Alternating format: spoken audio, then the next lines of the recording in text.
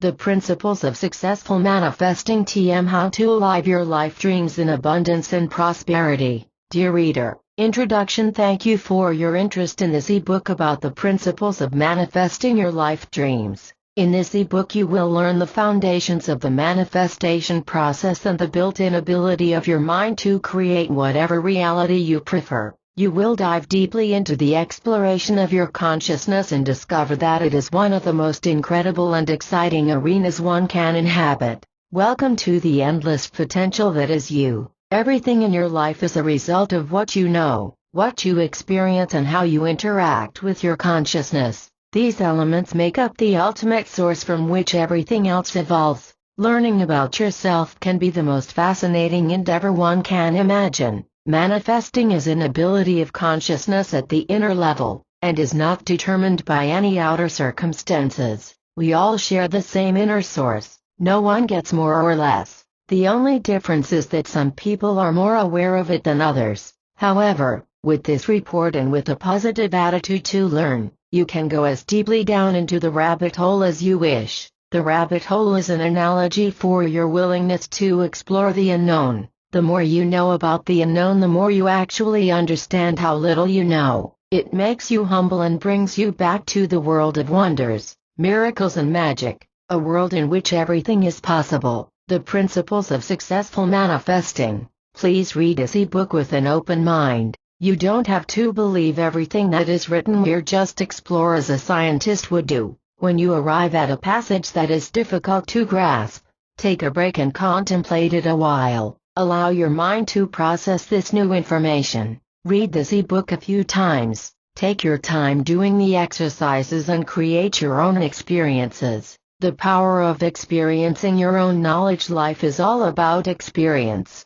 All your knowledge is worthless if you don't apply it in your life. Experience is created by applying what you know. It's the difference between knowing how an apple tastes and eating an apple. If you have never tasted an apple and someone tells you how it tastes, you will only have a limited knowledge of it. However, when you actually taste an apple, you experience it for yourself. Nobody can take this experience away from you. Just imagine if you only had the knowledge of how an apple tastes and a few people came by to tell you that it really tastes differently. What would you do? You would have your own experience, no longer being confused by others. This is the power of your own experience. If you understand and follow the basics of what is outlined here, you will become the master of your life by manifesting it, exactly as you wish. Within yourself, you will create the ability to deal with any challenges you may face and find the answer to lasting happiness.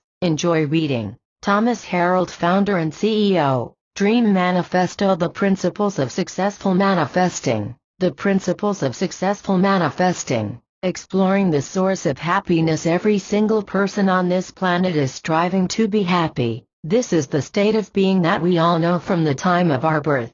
It is a state of being that we recognize as our true self, who we deeply are. Now, for most of us, this happiness doesn't last. It gets replaced by a striving force to survive, which feels more like the opposite of being happy. The reason we are doing this is astonishingly simple: because we are told to do so. Our heritage tells us what to think and feel. Our government tells us what to think and feel. Our society tells us what to think and feel. Our current world view is determined by a centuries-old paradigm. Newton's worldview of the universe as a giant clock works is studied, as it has been for centuries, in our schools. This worldview teaches us that we humans operate similarly to a mechanical clock. This view teaches that everything is ruled by cause and effect, and almost everything can be replaced when it's damaged. In addition, we are taught the concept of the survival of the fittest. Together, these two ideas condition us to accept that people, like animals,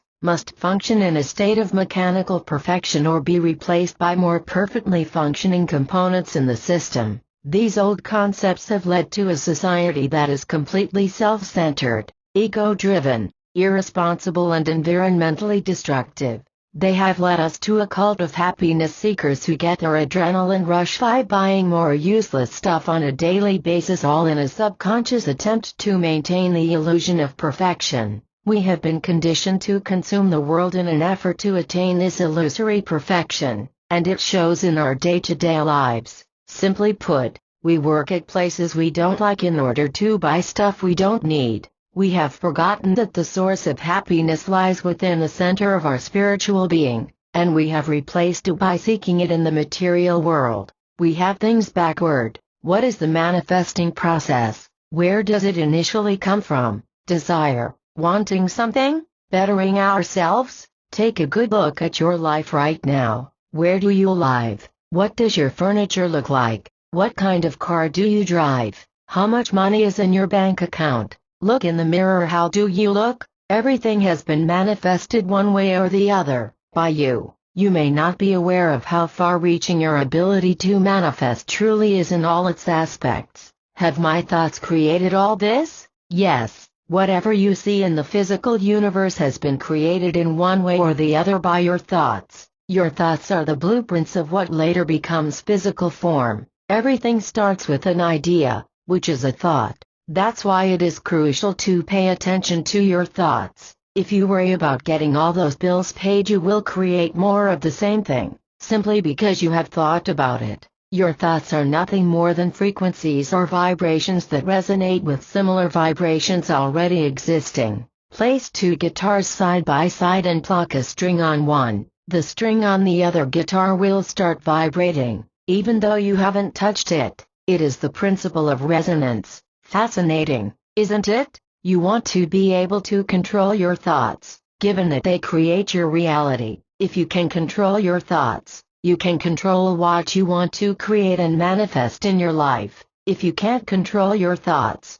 things will manifest that seem random and unconnected to you, and they are actually manifested from other people. Your consciousness is like a radio station. You can send signals and programs, and you can receive signals and programs. Sometimes you may want to receive and sometimes you may want to send. To know when to send and when to receive is one of the greatest success factors in life. It is the balance of knowing when to create and when to experience. You cannot constantly create, for you would miss out on the other part of the experience. On the other hand, if you only experience things, you will never get to manifest anything. Another way of putting it would be responsibility, the ability to consciously respond. In every moment, you have a choice about what you want to do, and what you want to decide. If you don't exercise this power, nothing happens in your life, at least not what you want. This brings us to the next topic. In summary, happiness is the state of being of our true self, which we have deeply recognized from birth. We lose sight of the source of our happiness through a variety of cultural, social, educational, environmental and relational conditioning. When we respond to life from our true selves rather than from our conditioned selves, we are able to manifest what we want. The importance of knowing what you want from life. Most people never think about what they want in their lives. They live without this knowledge or forethought and become victims of their own circumstance. Work is just about a job to get by financially. Life becomes a series of issues like choosing to live somewhere because the rent is cheap, never understanding how to be in relationships, or becoming ineffectual parents. The list goes on and on. Within yourself there is a craving for more. Is it substance, contact, or a deeper understanding of life? No one has ever introduced such people to the concept of endless possibility. As a man thinketh, so is he. A major key to manifesting the life you want is to ponder what you want out of life. What is it that you want to do with your life? A good exercise is to take a piece of paper and write down the answers to the following questions. What is my deepest desire? What would I like to accomplish in my life? What would I like to accomplish this year? Where would I like to be in 5 years? Where would I like to be in 20 years? What am I good at? Look into all areas of your life. Your profession, your relationships, your health, your financial situation, how you have fun, how you spend your holidays. Do you spend enough time with your goals? Are they important? After you have written down a list of what you would like to accomplish in your life, you will want to set priorities for them. Just take the list that you wrote down and give each topic 1-5 points, 1 being the least important to 5 points being the most. Now you have priorities in your life. which will help you decide where you want your attention to be. It is a simple equation. Understand simply that you want to spend most of your time with the number 1 topic on your list. Spend slightly less time with the number 2 entry on your list, and so on for numbers 3 through 5.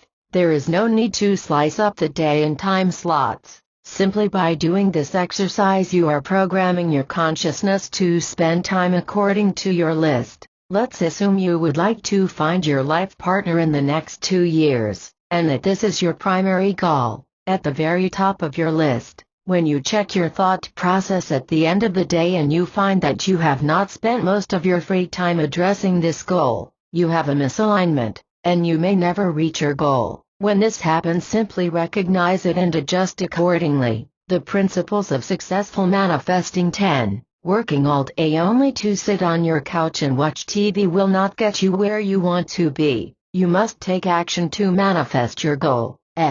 For example, take action by signing up for a dance class, book a weekend seminar on a subject that intrigues you, attend a workshop that focuses on your interests, spend time at places where you can meet people. If your goal happens to be that you want to be a millionaire within 5 years, and you are spending only 5 minutes of your time each day to accomplish this goal, then don't be surprised if your financial situation never changes. There is another important aspect of manifestation here that requires consistency. Let's assume you have made your priority list and everything on your list feels good so far. It is very important that you are in emotional agreement with your goals. They must feel right to you. If you simply create goals in your mind that are not of value to you, then you will find yourself having a hard time working to achieve them. What happens with most people's scenario is that they have a goal that feels right for them, then they start working on their goal. In other words, they put their attention into making their goal a reality. A few weeks pass by and nothing happens. Now discouragement sets in and the goal somehow seems unreachable. The motivation is down to 0. This is the point where you must feel your discouragement. Don't just put it away or ignore it. Face it as completely and consciously as you can. This might be unpleasant for you, but it will help you get closer to your goal. How is this? When you want to change your reality, you obviously need to do something differently than what you have done before. So this is where the reality check comes in. You look around and cannot see any change, but changes may have already occurred in your thinking and behavior. You may have set things in motion that you cannot yet see. The principles of successful manifesting. 11. Discouragement sets in when you assume that things should be happening sooner than you are ready for them. Remember, there are no unrealistic goals, only unrealistic time frames. So feel your discouragement and let it dissolve. Look at what you have done and realign your strategies. If one way does not lead to success, don't give up at that point, simply try another. If you stick to a goal, you will reach it. Sometimes you may push too hard when you just need to let go and take the pressure off. You doubt yourself at this point, believing there is nothing you can accomplish. Go to the place in your mind where you know you can't fail. Reading a book or watching a motivational movie may help to get you realigned with your powerful source. In summary, clearly identifying what you want out of life supports your ability to manifest from your true self. The process takes both a commitment in time and a sense of respect for your goals. Creating a priority list helps identify your goals and find ways to take action. 2 very important aspects of manifesting what you want. Find your unique strengths, gifts and talents. Most successful people have something in common. They love what they do. You won't find rich and successful people that hate what they do. Each of us is unique, having specific talents and gifts. It is something innately inherent in all of us, a combination of energy patterns leading towards a natural affinity for certain subjects in life, certain ways of being. One of the most important tasks in your life is to find these talents and gifts within yourself, which is a recognition of what you have brought into your creation. Let's assume that you are given a hammer without having any knowledge of how to utilize this tool. Stay with me now. This is a gross oversimplification of an extremely important aspect of your reality. You are given nails but you use the wrong end of the hammer. You can't see any success with accomplishing your task of hammering in the nails. You have the tool but not the knowledge of its correct application. Similarly, how can we manage our lives without understanding the many tools available and their practical applications?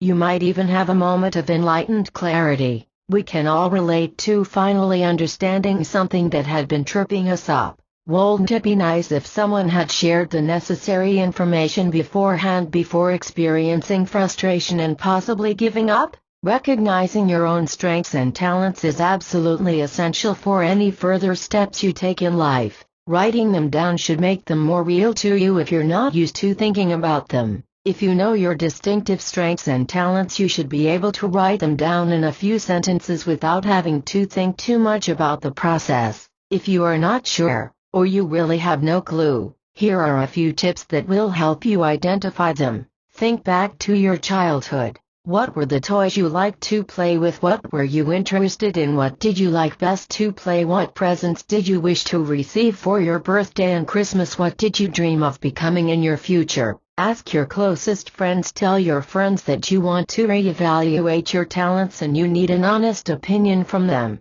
Make sure to ask your friends to be 100% honest with you. Allow them to take a fresh look at you and ask them to forget all about what you are doing professionally. Keep it on the personal level. What do your friends think you are good at? What do they think your talents are? What do they recommend what you should do with your life? Ask yourself a few questions. Take a notebook and read through these questions. Make sure you open up your mind and allow these questions to solidify in your imagination. Don't take these questions too seriously. Play with them and also write down what comes up spontaneously. These are sometimes the most profound answers. These questions are designed to expand your consciousness out of the normal mindset. The best solutions are always found outside the normal realm of thinking. Remember, your mind is part of the collective consciousness. Therefore, you have access to all information. Your mind is connected to the infinite source of all existence. What would you do if you had enough money not to work ever again? What were your dreams when you were younger? What do you think is impossible for you to do? What would you do if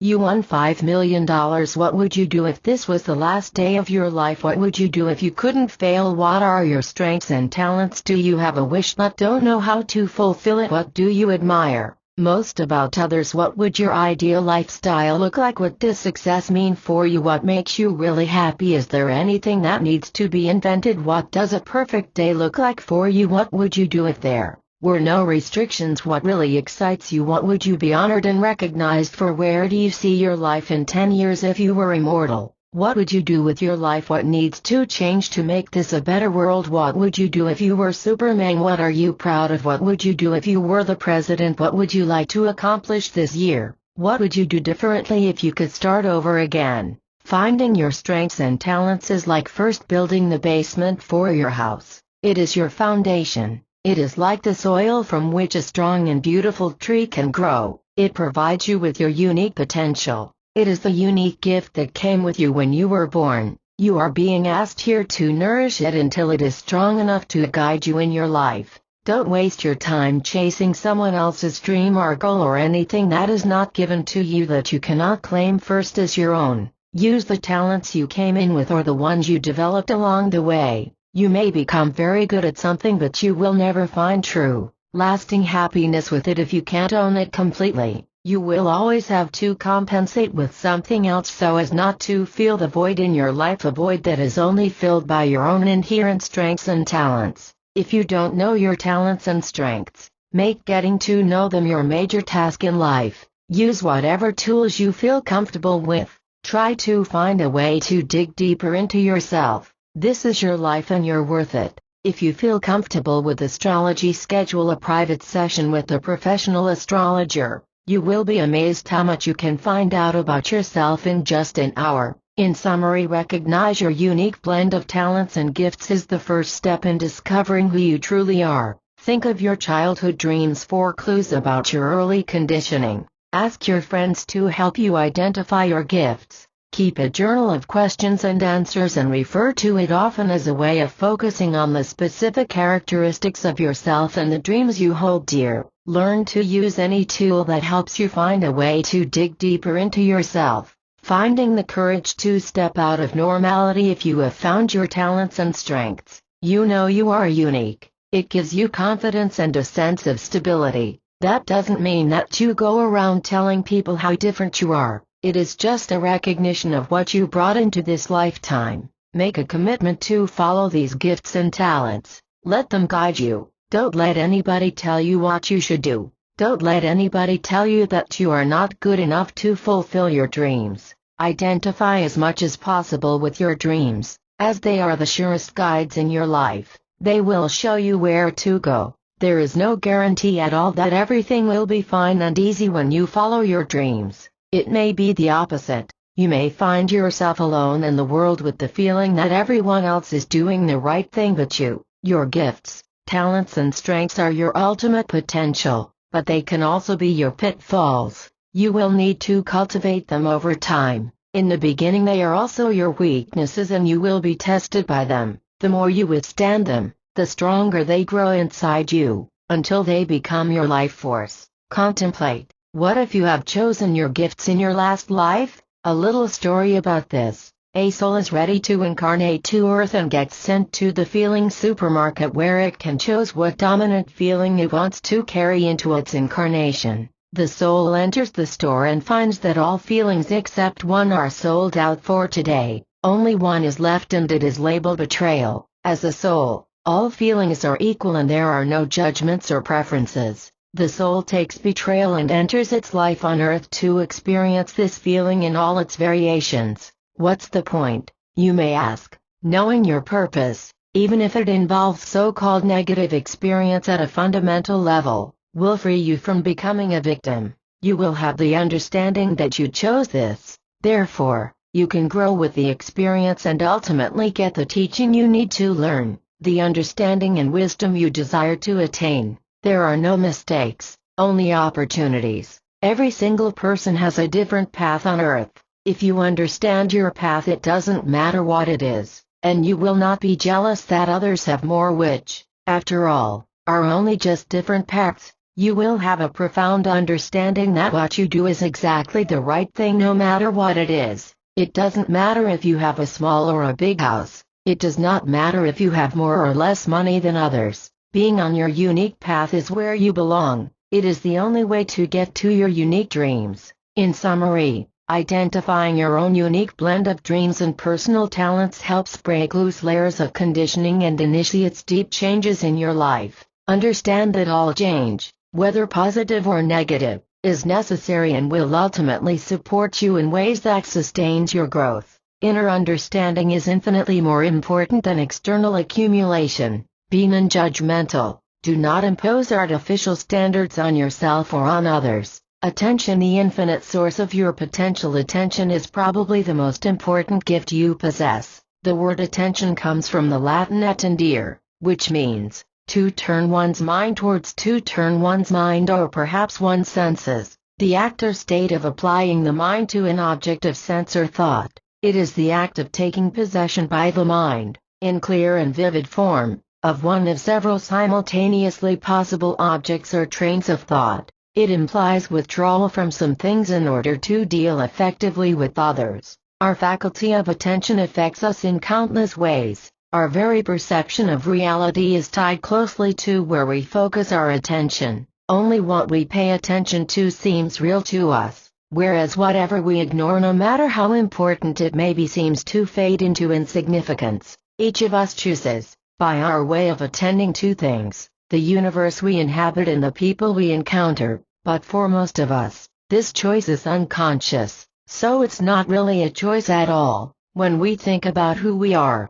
we can't possibly remember all the things we've experienced, all the behaviors and qualities we have exhibited. What comes to mind when we ask who am I? Those things consist of what we have been paying attention to over the years. The same goes for our impressions of other people. The reality that appears to us is not so much what's out there, as it is those aspects of the world we have focused on. What we look at may not be what we attend to. It is possible to look in one direction but actually notice changes in another direction. Overt attention is the act of directing our eyes or ears towards a stimulus source. Covert attention is the act of mentally focusing on a particular stimulus. Basically, you can direct your attention towards the outside world or towards the world within. You can attend to your thoughts. The Principles of Successful Manifesting 19. Mastering and controlling your attention gives you the freedom to choose what happens in your life. There are countless things happening at the same time all over the world. However, as long as your attention is not directed to any of it, nothing really happens for you. Contemplate. When you close your eyes, is the world still there? What evidence do you have to prove it on your own? This is very important to understand. The more you can control your attention, the more you attract only the things in your life that you really want. If you do not pay attention to the crime scene on your television, it does not create this reality for you. If you don't pay attention to negative things in your life, it will not create that reality. This doesn't mean you should ignore the parts of the world that do not produce peace and happiness for you. It simply means not to give them too much attention. Don't get absorbed in them. Decide when enough is enough and move on to something you want your attention to be focused on. For example, the important goals and dreams of your life. Life is not what you see on TV nor what you hear and read in the news. An analogy for attention is the faucet in your garden. You open it and see an endless stream of water flowing. Now you connect to it a hose, and with this hose you are able to direct the flow of water anywhere you decide. You may decide to water your rose bush in the back. You take the hose and direct it toward the rose bush and water it. Now, what happens when your hose has holes and leaks? Let's assume for this analogy that your hose is really old and that there are many holes and leaks. The water is our analogy for the free attention you have in life. Taking a close look at the hose reveals that it is leaking in several places, and that the water is missing your rose bush entirely, but plenty is flowing down into the earth to nourish the weeds that are dormant and only need a good drink to begin to sprout. If you look at the end of the hose, you will notice there is not much water left for the rose bush. Two things are happening here. 1. Your attention goes somewhere you would rather not have it go, and things are happening that you don't want to have happen to. Your attention is not focused enough to have an effect on what you do want to accomplish. Do you see how important it is to train your attention? There are many exercises you can do. One simple method is to simply observe your attention and to speak out loud where it is in the moment. You may do this when you are alone until you get comfortable with yourself. This is a funny exercise and you may find yourself laughing. Here is what it might look like. I am thinking about tomorrow. There is a cat next to me. What I am doing here. So many thoughts. Am I crazy? The carpet is brown. It's dirty too. I should get it cleaned. Just relax. How busy my mind is. What's next? You may find yourself thinking about how crazy this is, but this exercise actually just happens in a short time span of your attention. You may have a few thousand of these each day. No wonder some people feel constantly stressed, overwhelmed and light years away from their goals, if they have any. Do this every day for about 15 minutes and you will observe that several things happen. First of all, your mind gets calmer, but at the same time may also feel exhausted, especially after the first few times you do the exercise. Exhausting your attention is a very interesting occurrence that happens quite often and naturally in your daily life. Training your mind not to exhaust itself will sharpen your focus and free up your attention considerably. The more free attention you have, the happier you feel and the more power you have to control what is happening in your life. In brief, you have infinite attention. However, you can exhaust your attention to the degree that there isn't anything left. Be aware of how you use your attention. Learn to deliberately choose where you want to place your attention. What absorbs your attention? We need to pay attention to things in our daily lives. Everything we do requires that of us. Businesses vie for our attention. The ubiquitous backdrop of advertising that surrounds us is constantly trying to get our attention. The more aware we are of it, the more we can deliberately decide not to give our attention away. The following is a list of the most powerful attention suckers: television, especially advertising and news channels, newspapers, billboards, shopping malls, people telling you stories you are not interested in, arguments, large crowds, excessive and loud noises, Criticism driving on the freeway, email spam, junk mail, contemplate. Where does your attention come from? In summary, cultivate the habit of attending to your inner life as you would cultivate a beautiful garden. Where and how you place your attention should be your daily practice for enhancing your inner garden. Become aware of what draws you away from enjoying yourself here and now, and gently come back to yourself in the present moment without judgment. Deliberate cultivation of attention, when practiced consistently, yields wonderful insights and creates a fertile ground for nurturing your dreams. Imagination, your magic virtual reality world. The act of imagining is another wonderful ability of your consciousness. Even with open eyes you can imagine springtime in the fields, the fresh scents, the birds chirping, the warmth of the sun. You can even imagine that you are sitting in the grass and feel the wind blowing through your hair. You can imagine touching the soul, letting it rinse through your hands. You are able to imagine objects that do not exist, and you can imagine that these objects do whatever you decide. They don't have to follow any physical rules. Many inventors have used the power of imagination to think up ideas for new products, machines and improvements. The most interesting part is that these imaginings, once you have made them, become part of your memory. It's like a virtual world that does not follow any rules that currently exist. It is the ultimate playing field in cyberspace. Imagination is also very powerful in memorizing things that you normally could not remember. Here is a simple example. For now, just read it. There is a red ball. On the left side of the red ball is a green ball, and on the right side of the red ball is a blue ball. Next to the blue ball is a yellow ball, and next to the green ball is a white ball. On the left side of the white ball is a black ball, and on the right side of the yellow ball is an orange ball. Now repeat what you just read without looking at it. Without the use of your imagination you probably won't be able to memorize this. Now do it again, but this time you will use the power of your imagination. Just imagine that you are at a billiard table.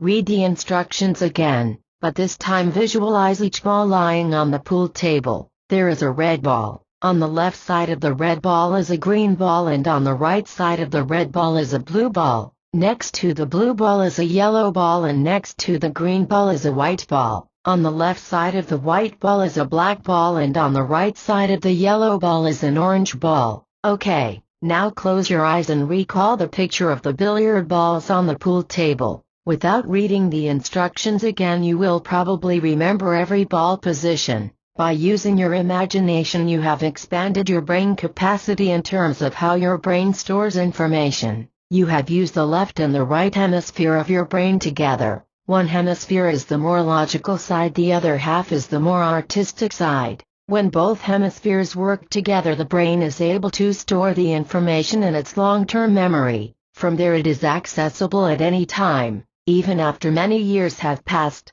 If you only use one side of your brain the information takes a longer time to get to your long-term memory, usually only effectively by repeating the task. Most of the time the information gets stored only in short-term memory and is no longer available after a day or so. There are basically only 3 methods to store information in your long-term memory. 1. Repetition. 2. Intensity. 3. Using both sides of the brain simultaneously. What does imagination have to do with manifesting? If you can imagine it, it will not be difficult to create it. Let's assume you want $20,000 in your bank account by the end of this month. Start using your imagination. Visualize your bank statement reading your balance is $20,000. Visualize making a withdrawal and you are holding $20,000 in your hand. Visualize how you feel. Visualize bringing the money home and spreading it all over your table. Visualize what you can buy with this money. By doing this process you are already training your mind for the event of claiming $20,000.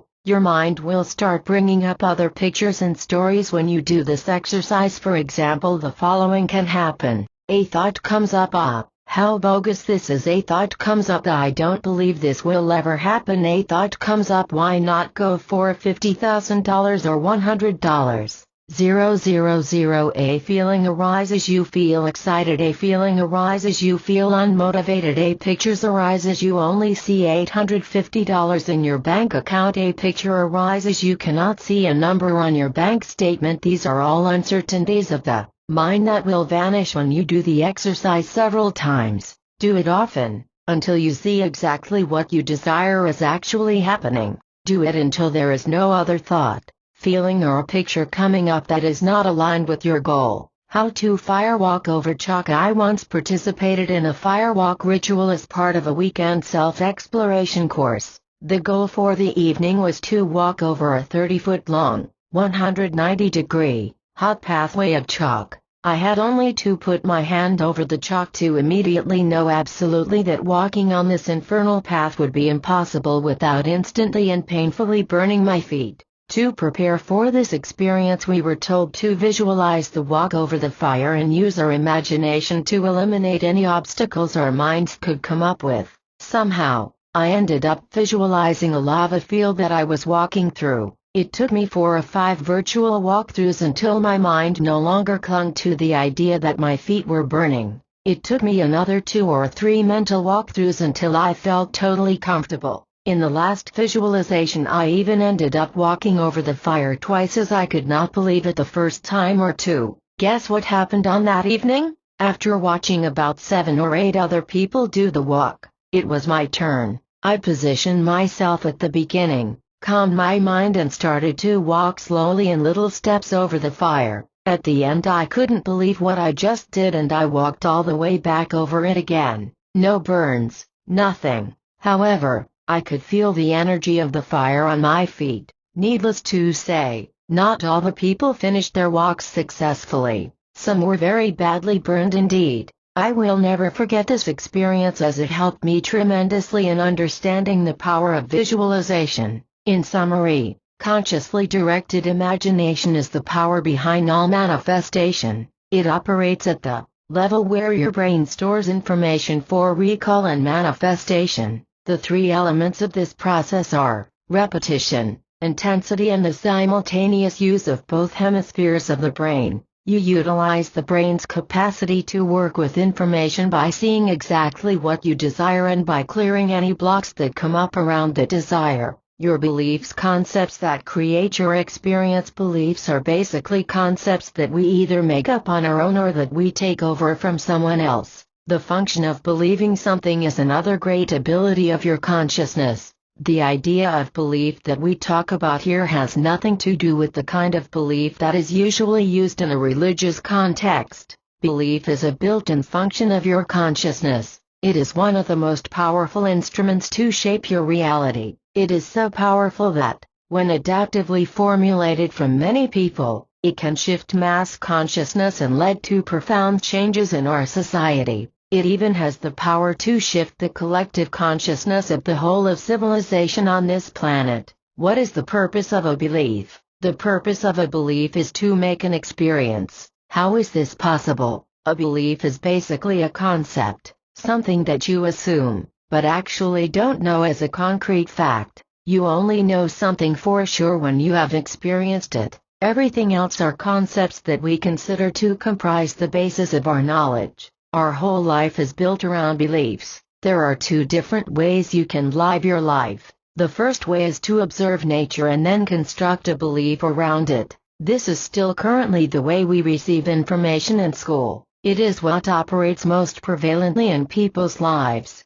The problem with this approach is that it leads to a form of living that convinces us that we are not responsible for anything that happens in our lives. This approach also leads to the idea that we cannot change things in our lives. The second way is the opposite. You decide what you want to believe and later find the evidence of this belief in nature. Does this sound strange to you? Maybe not. Maybe you already have shifted your consciousness into this new way of thinking. What are the benefits of thinking this way? You are responsible for what is happening in your life. You could also say that you have created it one way or another. Either you are conscious of being your life's creator or you are not. A lot of what we actually create happens unconsciously. Another benefit of thinking this way, that is, consciously is that you can change what you like to experience by simply changing your beliefs and the concepts around them. Understand how powerful this is. When you live your life as the master of your beliefs, you can handle anything because you ultimately know that you have created it, and even if you are not aware, you will at some point accept it. By the act of believing, we form a unique structure in our consciousness, an energy pattern that acts like a blueprint for what we will experience in our life. Let's look at a practical example to illustrate this point. Just imagine you are at home and your doorbell rings. You open the door and there is a man you have never seen before. He starts telling you his story about having lost his home and his job and how he needs money to survive. He asks you if you can spare a few dollars. During the conversation, your consciousness is automatically processing the information. There are probably thousands of things happening in your mind in a fraction of a second. Your mind looks into its memory banks to find similar experiences. A similar experience makes it easy to act on the current situation in the same way. Your mind will also find all kinds of stories that have to do with money. Your mind observes the man and tries to categorize the whole situation.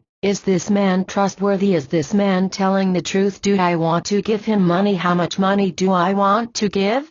Finally, you have to make up your mind. You have a choice of what to do. You always have a choice. You can simply react to the situation and let your mind tell you what to do, by calling on one of the thoughts that automatically came up to guide you, or you can deliberately make a choice by either believing his story or not. At this point you have no evidence if his story is true or not. You may not even be interested in his story, or the decision to give him the money. Reaction versus action. A reaction is an unconscious response to a given situation. Your consciousness is not involved and the outcome is random. Most of the time it is an answer that reflects what you have done in the past. It is a choiceless and powerless approach to handling a situation. An action is a deliberate choice you make. It is a response to a situation that is based on the result of consciously analyzing and contemplating a given situation. It empowers you and moves your life further along the path you have chosen.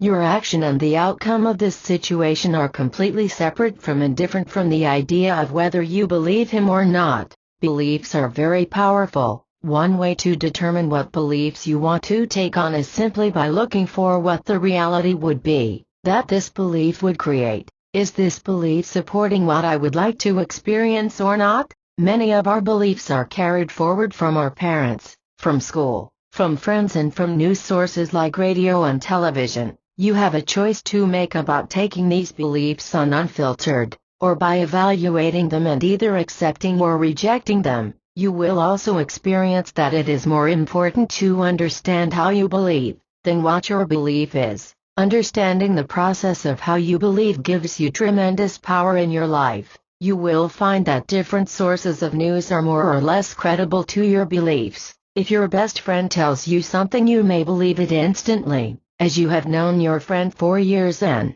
in the past, your friend's information was always reliable. Getting information from strangers is a totally different story and the level of acceptance may be much lower. Take doctors, for example. Most people willingly adopt the beliefs of their doctors quite thoroughly, as they may see their physicians as the ultimate truth givers. If you hold a belief that you know to be true, you have assigned that belief the highest level of trustworthiness. However, understand that it is still a belief and not the truth.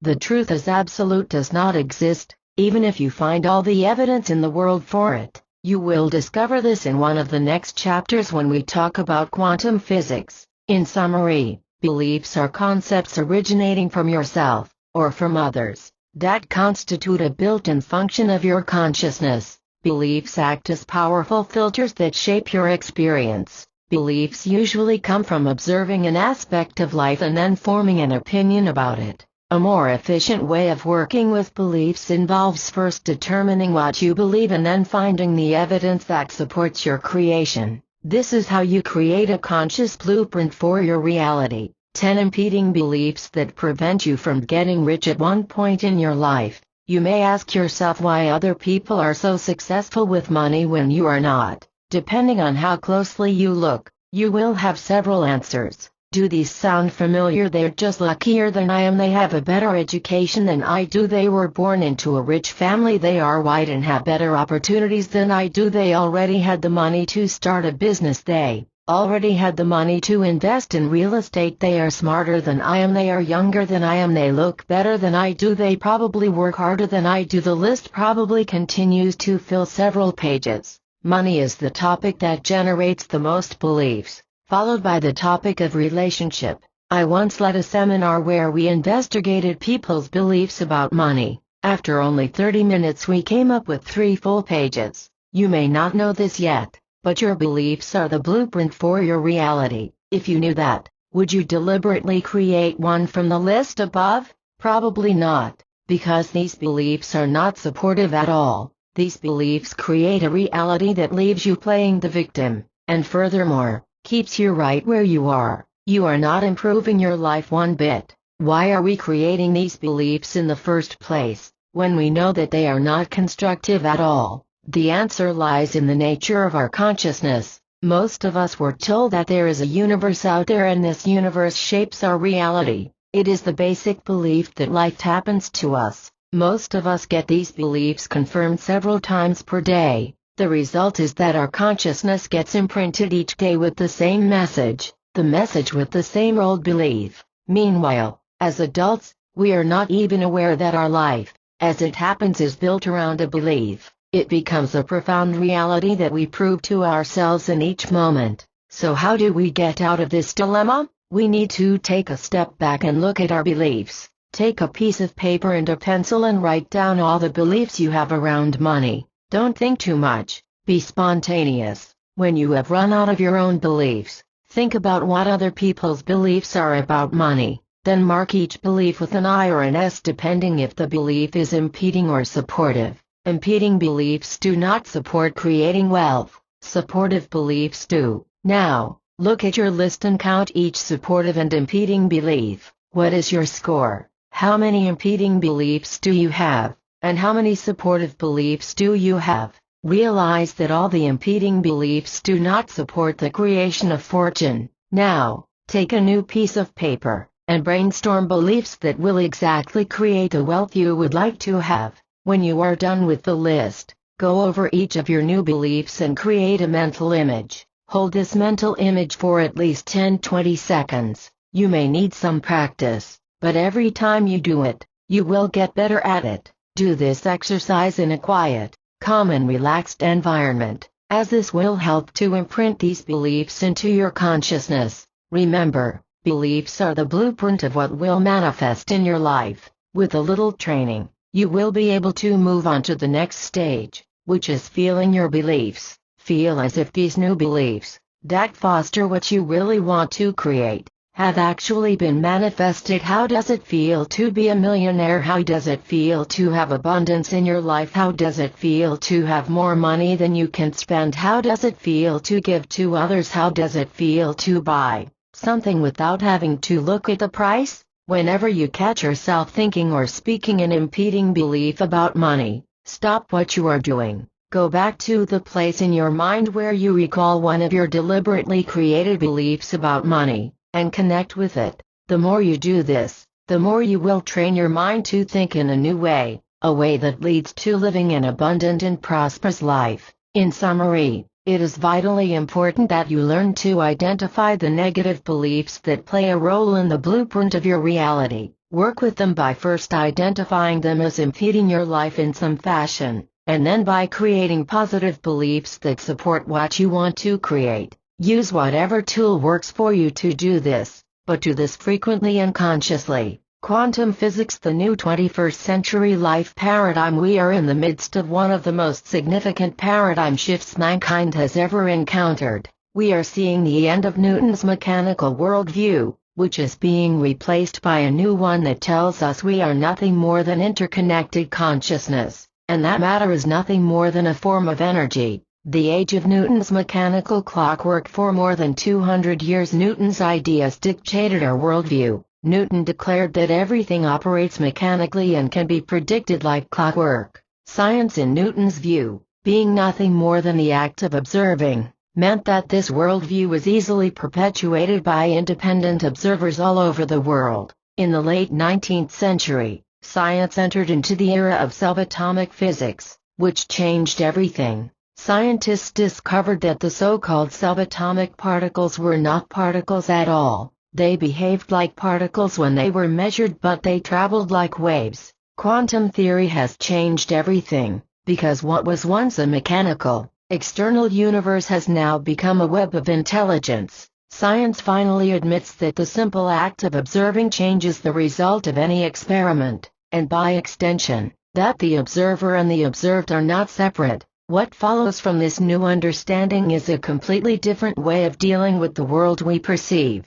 Our old model of an objective worldview has to be replaced with a new model that states everything is subjective, the observer influencing the observed. The quantum paradox, the wave-particle duality. Wave-particle duality is perhaps the most notable concept of the quantum world, and by extension, it is also the philosophical basis of modern thought. It is the defining characteristic of elementary physical entities, such as electrons, protons, neutrons, atoms, and molecules, which exist on the one hand in states which behave like waves when they are not observed, and on the other hand behave like particles when observed. The key is in the observation. In its wave-like state, the physical structure is typically extended in space, but then contracts abruptly to localized events or point-like particles when an observation is made. When unobserved, physical quantum systems behave in wave-like states and only represent tendencies or probabilities of actual events.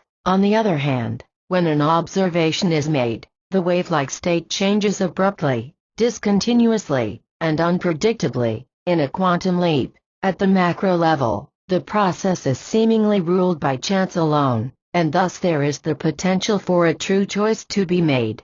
Perception and reality from a quantum viewpoint. All that we see, hear, taste, touch, smell and feel has been created from the data received by our sensory organs. All we ever know of the world around us are the mental constructions we assemble from that data, however real and external they may seem. These constructions are all phenomena within the mind. This simple fact is very hard to grasp.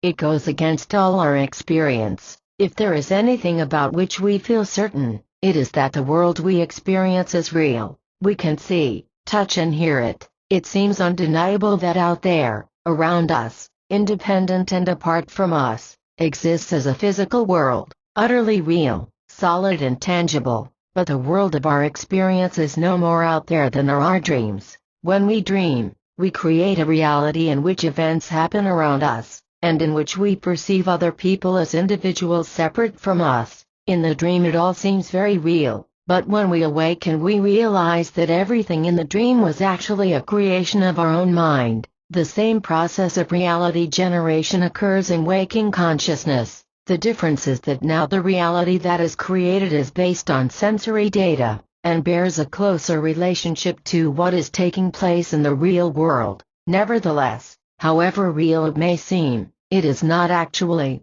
the real world. It is still an image of that world created in the mind. The fabric of reality entered the age of conscious science. The current meta-paradigm of the nature of reality assumes that space, time, and matter constitute the basic framework of reality, and consciousness somehow arises from this reality. The truth, it now appears, is the very opposite, as far as the reality we experience is concerned, and this, remember, is the only reality we ever know. Consciousness is primary, time, space, and matter are secondary. They are aspects of an image of reality manifesting in the mind. They exist within consciousness, not the other way around. If we consider the reality we experience, then we have to accept that in the final analysis, the new physicists are correct. Consciousness is the essence of everything in the known universe. It is the medium from which every aspect of our experience manifests.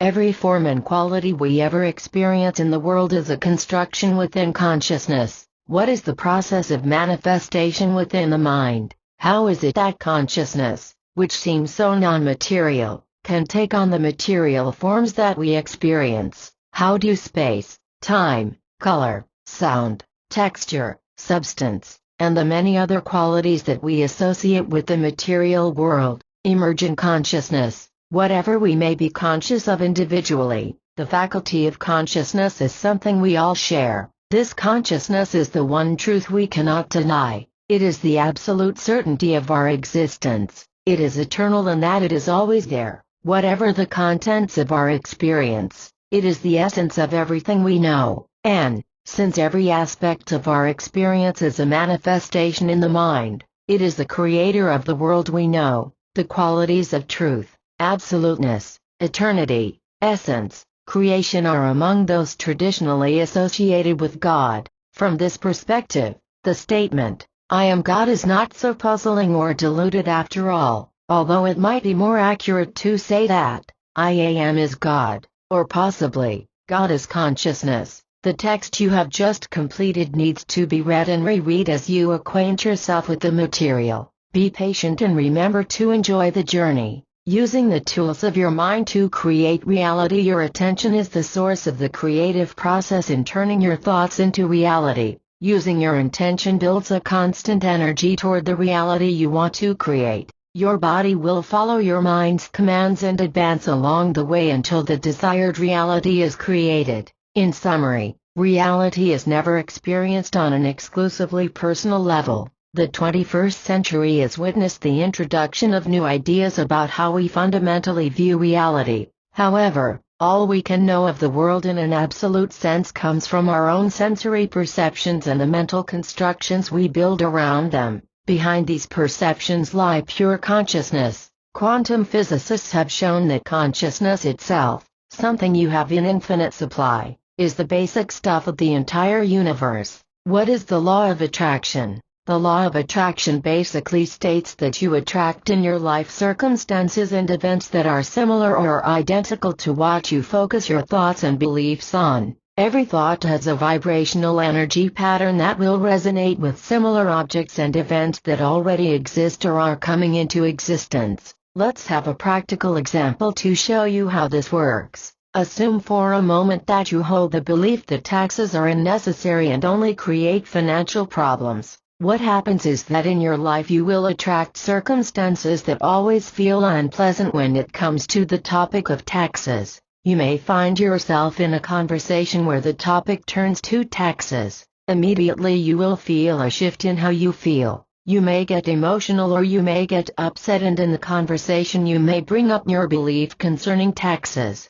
As if that isn't enough, when tax season comes you will become more and more nervous with each passing day. Your mind no longer finds rest and ease, and even a brief mention of the word taxes sucks a huge portion of your attention. In reality, you can experience either positive or negative results. After filing taxes you may end up receiving a huge return. Positive.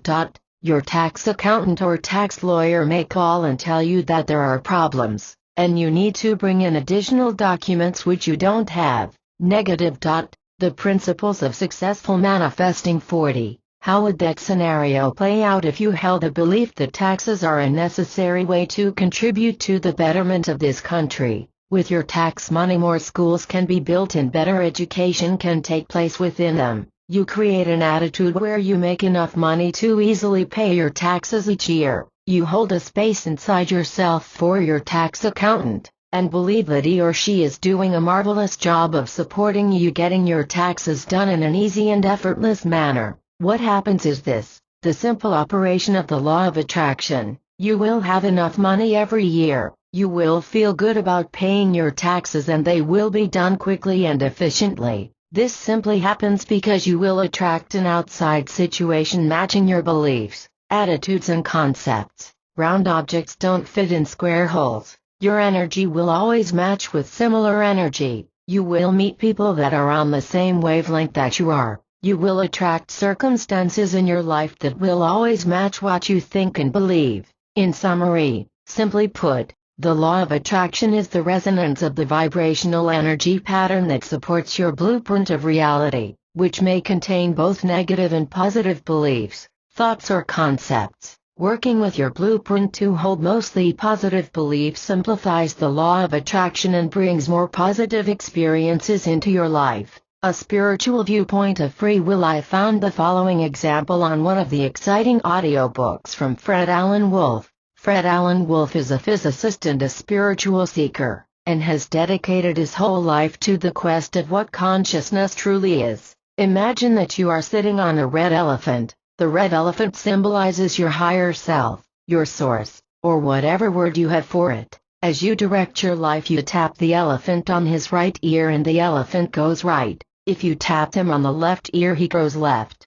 This is our basic understanding of free will. I decide this and then this happens. It all works fine as long as the elephant goes in the direction you want him to go. However, the problem and frustration starts when the elephant turns in another direction, not the one you have chosen. Here we find ourselves in the realm of hypothesis and speculation. Maybe you did something wrong, maybe God doesn't want you to take this path, maybe you are just not strong enough. The rationalizations we come up with are endless. What happens on a spiritual level of understanding is the following. The elephant, your higher self, sends you a signal he wants to go right. That could be your intuition. For example, you receive this signal and you align with it and take the elephant's right ear. Whenever you hear the signal and you follow it, you are absolutely in alignment with your higher self, your source, your infinite power. The principles of successful manifesting 42. Is this still free will, you may ask?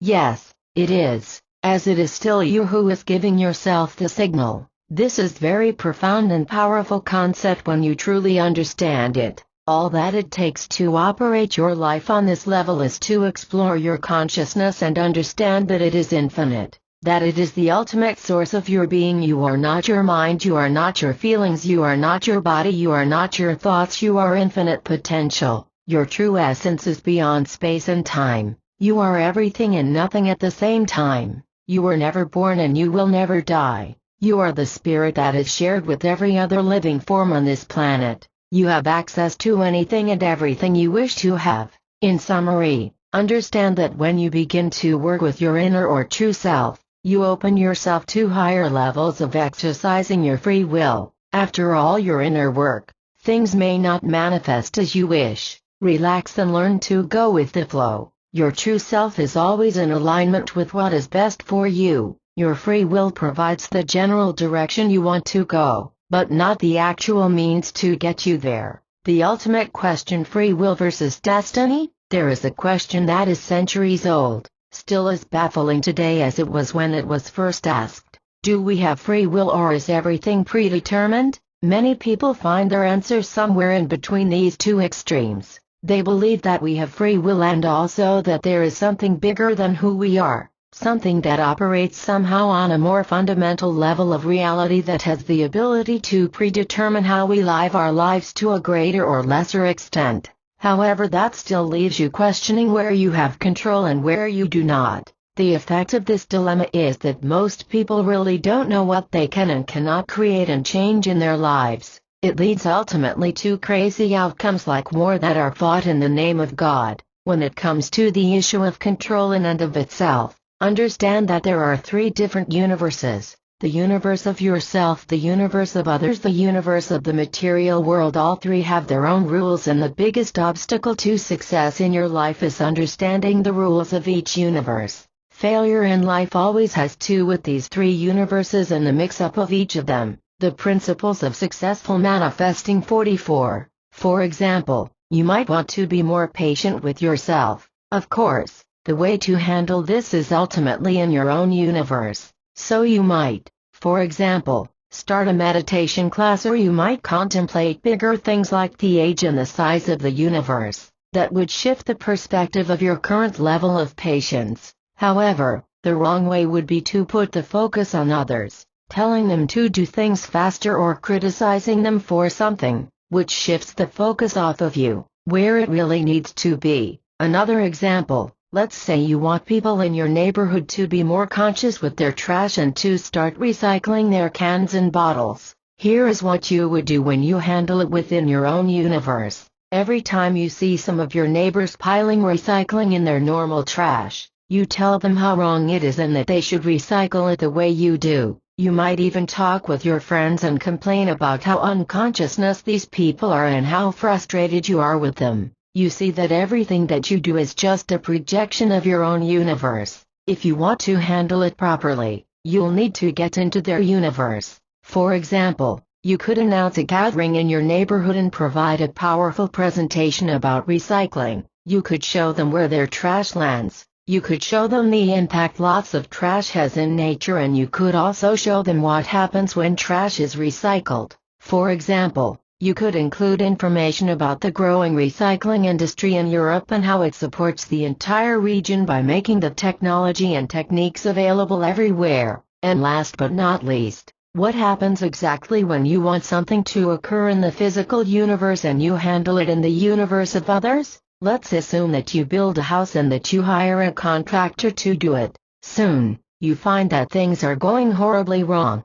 You blame the contractor, but the contractor just ignores you and tells you to shut up or face additional delays or cost overruns. You have no choice but to live with the situation. When you handle this situation in the right universe, you are the one who is ultimately in charge here, not the contractor. The contractor is an outcome of your concepts and beliefs. Instead of blaming him, you could go back into your universe and handle the situation from there. You could ask yourself what you may have done to create this situation. You understand that you are 100% responsible for what is happening. You may not have set the right goals, or been too vague about the details. You may have had your priorities and attention somewhere else. Whatever the reasons, there is a possible overall solution that will resolve the situation. It all comes down to fully recognizing that you are the creator and that no one else can be blamed for your creation. Blaming others is denying taking responsibility as the creator of this situation.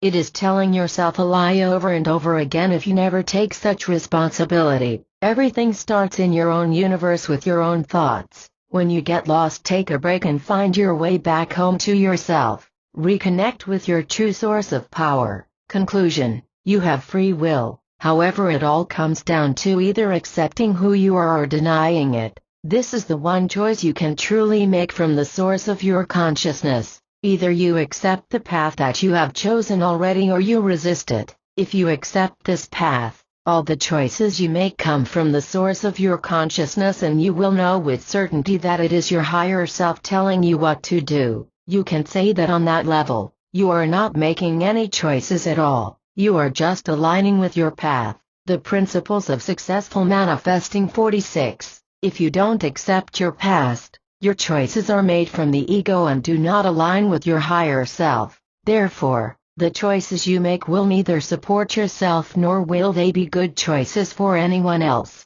This is the path of isolation that leads many people into depression. It is a path that is cut off from the unlimited life force. Spirit has no opportunity here to nourish and be nourished and to manifest good. In summary, the correct application of free will in your life involves first identifying which of three aspects of the universe you wish to operate in: your universe, the universe of others, or the physical universe. Mistaken action occurs when you try to apply the elements of your own universe to that of others or to the physical universe. Aligning with the higher self allows you to easily move from universe to universe as appropriate and to take action within that universe as needed for optimal results. Intention: aim for your goals. Intention refers to what one plans to do or achieve. Intention simply signifies a course of action that one proposes to follow. It is my intention to take a vacation next month. So you could say your attention is charged with a mindset that directs itself towards accomplishing something.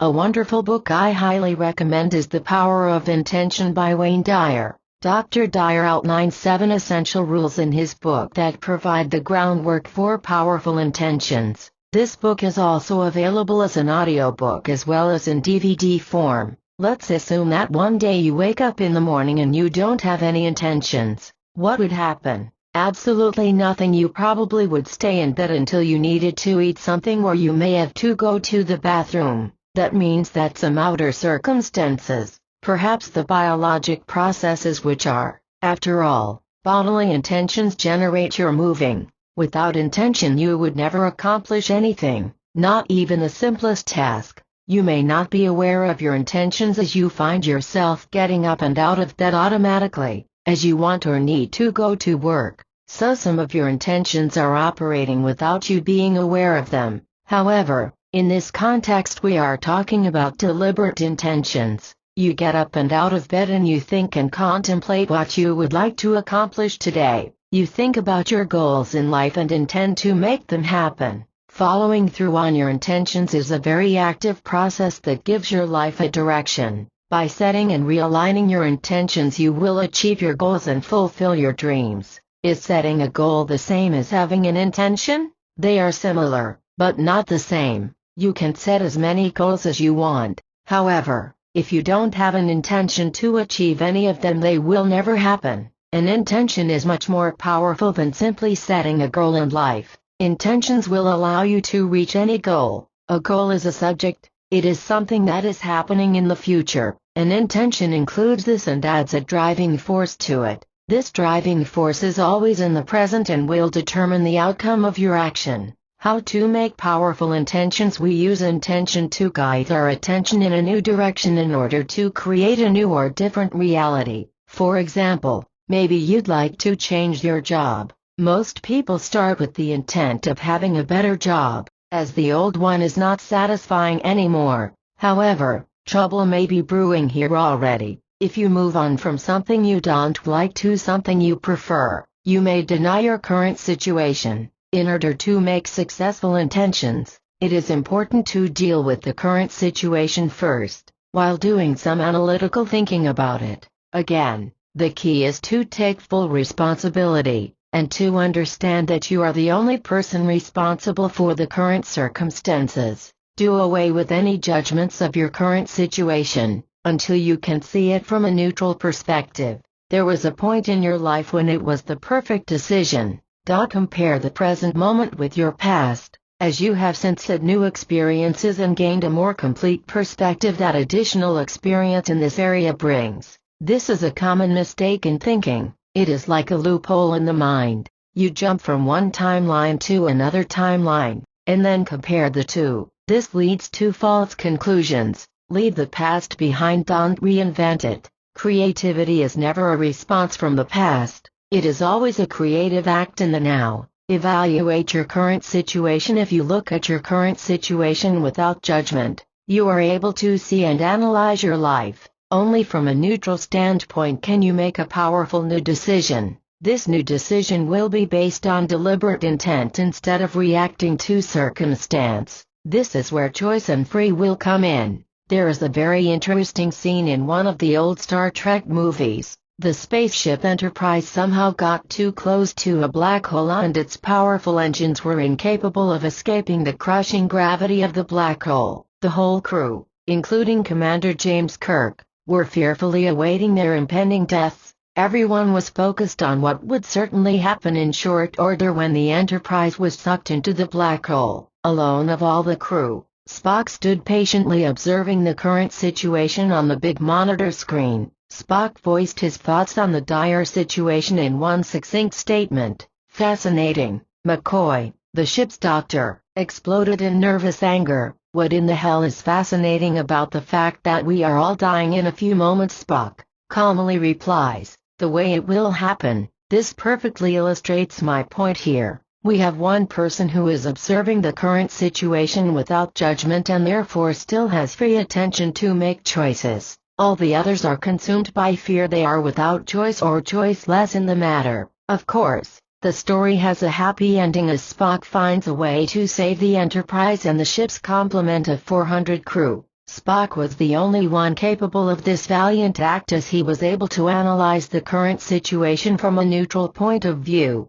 From the perspective of being neutral, you can ask yourself the following questions. What do I like about my current job? What do I want to improve in my next job? What would be the perfect job for me? What would I like to feel from my next job? What am I good at? In which areas is this job supporting me to live my full potential? Write down the answers to these questions, and start to write out a few full sentences based on your answers. Include all the positive points. Make these sentences as precise as possible. An example statement might read something like this: "My next job is exciting, it flows with me, makes me happy, and I am able to learn and grow from it. When you are done, read it out loud. If you have trouble saying the sentence, or even memorizing it, then it is not ready. Simply take a few moments and refine it. Overcoming pitfalls when creating intentions. Intentions are formed in your conscious mind. However, it's your subconscious that receives these commands and creates the necessary opportunities in your life. In other words, your conscious mind decides on this new opportunity, creating a new reality. The principles of successful manifesting. 51. Use only positive words. Include a time frame. Remove negations. Be precise. Here is a simple test. Don't think about a blue elephant. What happened? You thought about the blue elephant. You may have even imagined it. The subconscious does not work analytically. It cannot understand words like don't or not. It works mostly in images, sounds, and smells. You want to avoid the use of any negative words in your intentions. Always formulate your intentions in such a way that they reflect the outcome of what you'd like to create. Example of how not to do it. I don't want to have so much responsibility. Better example, in my new job I feel comfortable with my responsibilities.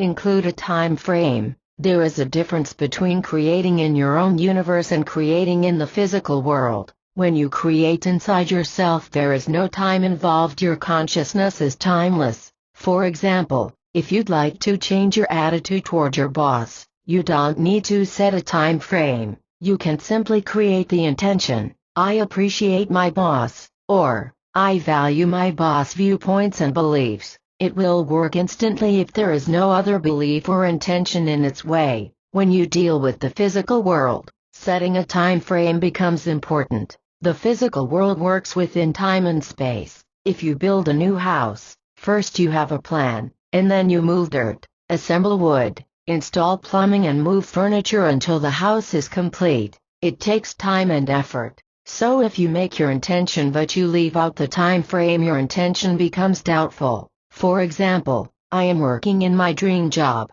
Well, you would probably say right away, I'm not. It sounds more like an affirmation than an intention. Include a time frame, and this example turns into, I am working in my dream job, 6 months from now. Pay attention to any reactions you have when you formulate your intention. Your mind may interfere and tell you, no way, I will never get this, or this is impossible. If you encounter these instant judgments, formulate your intentions differently, so that they feel more doable. Sometimes you may want to break a big intention into smaller pieces. For example, in 2 weeks I am a millionaire, is an intention that may not work for most people. However, an intention like, every day I have more money to spend, may get you there sooner than you think. The principles of successful manifesting. 53. New Year's intentions versus birthday intentions. Many people make New Year's resolutions,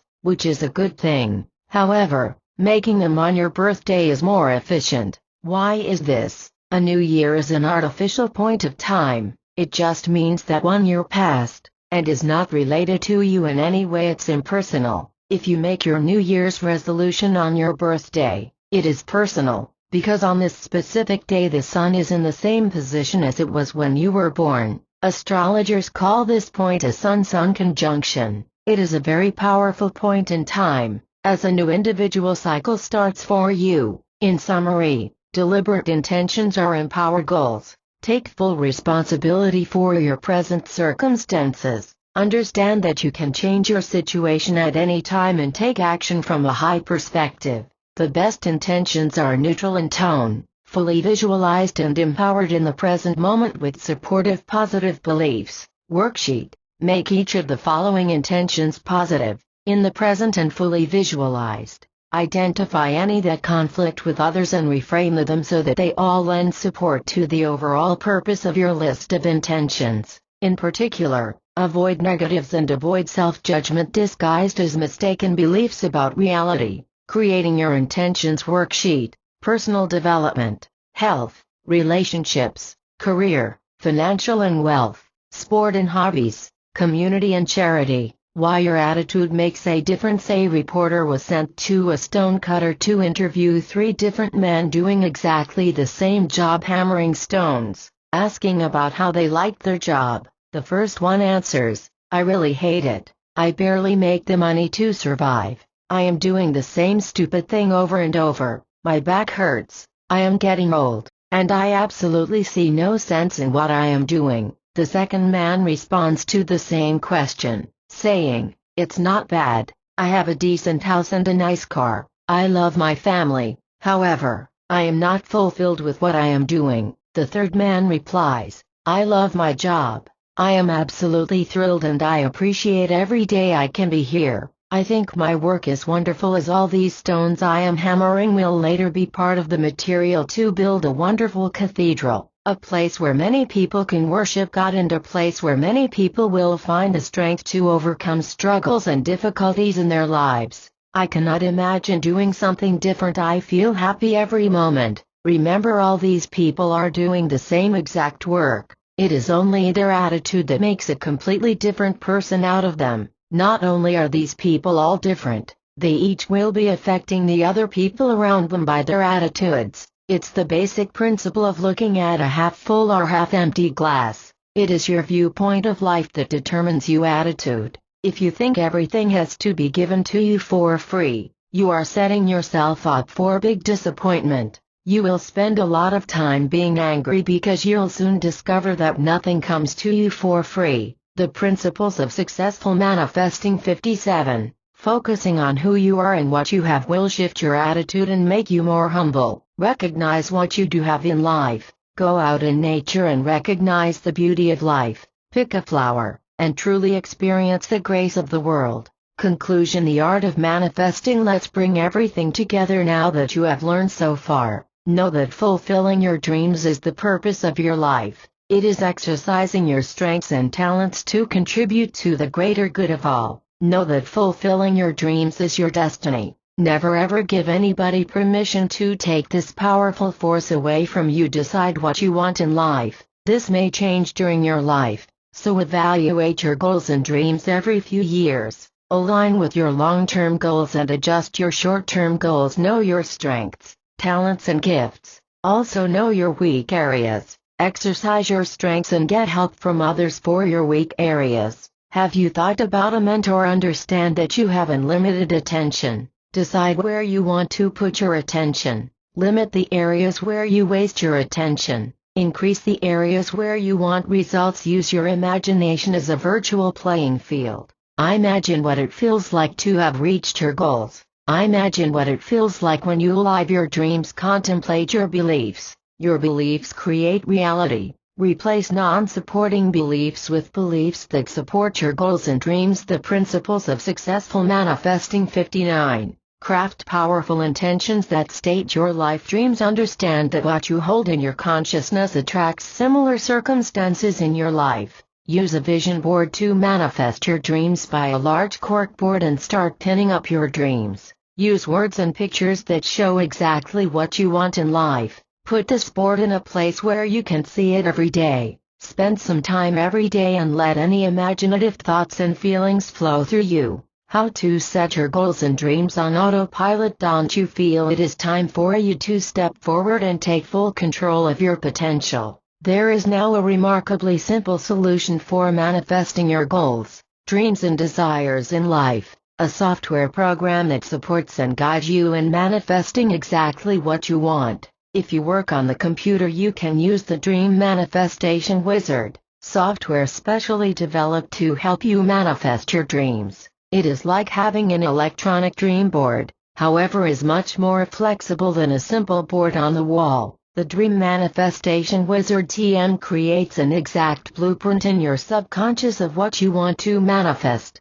Your subconscious mind will immediately start to work on turning your dream into reality. Applying the latest discoveries in quantum physics, shifting and directing your attention toward new possibilities. Acting on these possibilities will finally bring your dreams to life. What the Dream Manifestation Kit TM will do for you. The Dream Manifestation Wizard TM will help you shape your life exactly the way you want it. Learn to set habits for creating abundance and prosperity. Develop a laser-sharp focus to target your goals and desires, achieve financial freedom and live an extraordinary life, pinpoint your talents and passions, rewire your brain to make success inevitable, make the right decisions with confidence and certainty, learn a new revitalizing, life-changing way of thinking, develop a positive attitude towards your life and others, imprint your personal success formula on your consciousness, develop extraordinary imagination power, find your life partner and create authentic